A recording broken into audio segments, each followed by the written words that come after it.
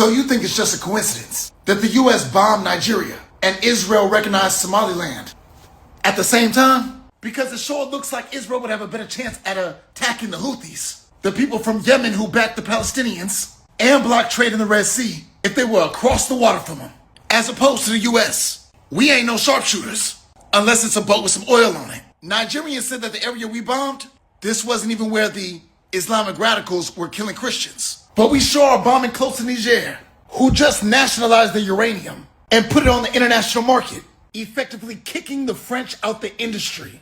And all of this is going on while we have a continued genocide in Sudan, because the UAE is funding rebel forces, destabilizing the country and making it easier to take their gold. We already know they're good friends with Donald Trump, since the UAE has at least 9 business deals with his family and the US government. But wait, there's more. We can't forget the ongoing conflict in the Congo, the genocide that they frame as black on black crime.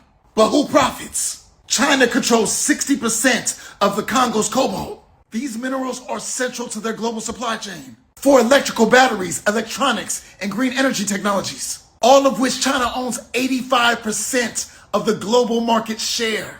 And what China doesn't get? Western companies step in. Apple, Google, Microsoft, Dell, and Tesla. They've all been sued by Congolese families because they knowingly benefited by cobalt mined by children as young as 6 years old in dangerous conditions, making up to 81 cents per day. That's how you get the phone that you're watching me on right now. Look, Africa is rising, but it's being circled by sharks. When Burkina Faso, Mali, and Niger nationalized their resources and kicked out the French, it sent shockwaves throughout the world because the world is reliant on African resources and the world thrives off the destabilization of the continent.